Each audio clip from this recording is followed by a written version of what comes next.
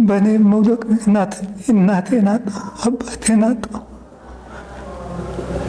ዛሬ በህይወት ቢኖሩልኝ ምንኛ በተደሰትኩ ነበር። እኔ ክቡር ከንቲባ አዳነች አቤቤ እኔ በእውነት በጣም ነው የምናመሰግን። እኔ በጣም ነው ደስ ያለኝ ውስጤ በቃ እኔ ለኔ እንዴት ተደረገልኝ ነው የረካሁት። በእውነት ለመናገር ለኔ እንዲያገኘው ነው የቆጠርኩት። ከዛሬ ድረስ እንግዲህ ተኝቼ ነው ያለሁት። ሆስፒታል ባይሆንም ቤት ተኝቼ ነው ያለሁት። መስራት አልቻልኩም። እንዳልታከም ያለኝ ገንዘብ ሙልጭ አድርጌ ጨረስኩ። ቤቱን ከላይ ዘንባል ከታች ዘንባል ውሃ መካከል ነው የሚቀመጠው። ጎርፍ ይገባል፣ በበር በኩል ጎርፍ ይገባል። ሌሊት ከዘነበ ተነስቼ ቁጭ እላለሁ። ጋ ማስቀመጫ የለም። ተነስቼ ልጆቹን አስተኝቼ ተመልሼ ተኛለሁ። ስቃይ ነው ወይ? ስቃይ ነው፣ መከራ ነው ወይ? እንግዲህ አሁን ደግሞ ያው እንደሚታዩት በጣም ደስ ብሎኛል። እግዚአብሔር ይስጣቸው።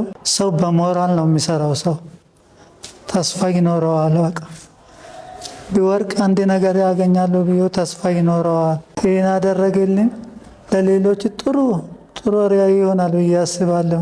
ክብር ከንቲባ ምንም የሚለው ነገር የለም። ከኔ ተቀንሶ ለሳቸው ቢሰጥ ደስተኛ ነኝ።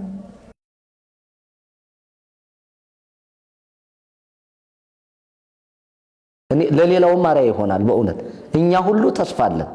የኖረበት ቤት እኮ ፍርስ ያለ አቅሙ መከራየት አይችል፣ ሌላ ቦታ አቅም የለው ሰርቶ ማንጣት አይችል። ይሄ ነገር ተገጠመው ወዲህ ያለባት ቤት ውሃ ተስር ውሃ ዝናብ እያፈሰሰ እኮ ጎርፍ ላይ ነው ተኝቶ ያለው ተነ ልጆቹ ማለት ነው። እኔ ተዝህ በፊት እኔ ማንም አይቼም አላቅም።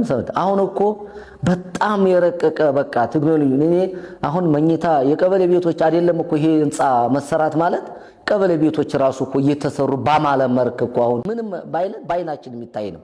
ብዙ ቤቶች መኝታ ቤት ያላቸው ሽንት ቤት ያላቸው ሁሉ በበጎ ፈቃድ የተጠየቀ የተሰሩ አሉ። አሁን ደግሞ ይሄ ፎቅ ይሄ ህንጻ ማለት እንግዲህ አፓርታማ ማለት እችላለሁ እኔ በእውነቴ ነው። በጣም ራሱን የጠበቀ ስታንዳርዱን የጠበቀ አፓርታማ ነው የተሰራው። እኔ መንግስት እድሜና ጤና ይስጠው።